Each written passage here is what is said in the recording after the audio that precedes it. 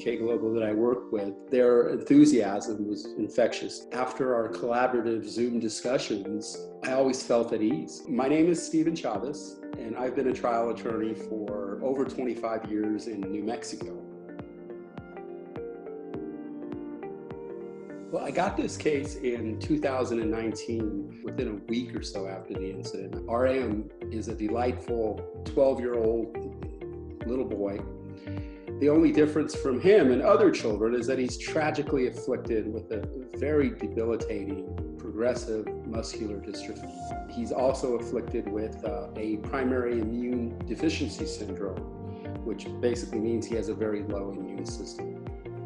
He's pretty much confined to his motorized wheelchair to get around with his mother. Other than that, he's just a wonderful little boy, very bright, very inquisitive. He just loves to shop for groceries. I mean, that's just a big thing in his life. When RM's mother parked the handicap accessible van in the handicap parking zone at the grocery store, there was a large defect in the asphalt, a huge transition in leveling, essentially ADA non-compliant by a lot. RM was snugly strapped into his wheelchair with his seatbelt when he was going over this transition. When the front wheels hit that transition, his wheelchair suddenly stopped, and the momentum of that sudden stop, he flung forward with his wheelchair, crashing into the hot, dirty asphalt. RM was pretty banged up from that fall. The forward momentum caused the seatbelt to dig into RM's hips. It caused a very bad abrasion in his hips, much like an auto accident. He was quickly taken to the ER from the parking lot by the ambulance, and he spent the entire day at the emergency room. Just 2 days after the fall, and he went into a declining septic shock. We found out later that a rare threatening bacteria actually entered RM's hip through the abrasion. Essentially, the bacteria was on the asphalt. So he was rushed to the hospital a second time. He was in the critical care unit for 18 days and pumped with steroids, which is the standard of care for this kind of septic shock. He fought through it, and he survived. He got better, and he was released from the hospital a second time. As you can imagine, pumping very high doses of steroids into a little child for 2 weeks is not without side effects and complications, especially for a child who already has a very compromised immune system from the muscular dystrophy that he's afflicted with. About 3 weeks after he was released the second time from the hospitalization, he began showing symptoms of another acute syndrome, this time steroid-induced diabetes. His mother quickly rushed him to the emergency room a third time. He recovered from the steroid-induced diabetes, but he still suffers the side effects of all the treatments that he had. All of that was linked to the hip abrasion and the fall. So there was a mountain of medical records in this case.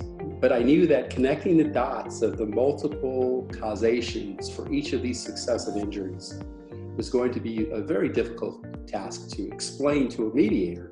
I wanted DK Global to put it all together into a visually cohesive manner. And working with them, I learned very quickly that everybody was very enthusiastic to take on this unique and very challenging project. The team came up with a brilliant idea with this case. They wanted to tell this story with dominoes falling one by one. Not only was it a brilliant idea, but it was the perfect solution to presenting these sequential interconnecting injuries to this case.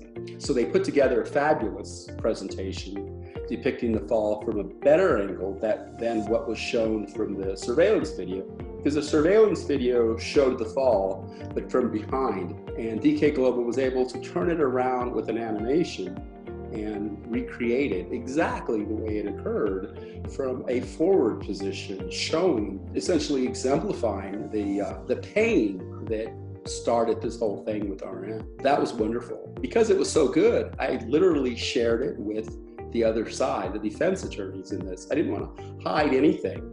I wanted the defense attorneys to know that DK Global was on my team, because with the other experts that I had, I felt confident that DK Global was the best in the United States to work with in this case. And this case did settle.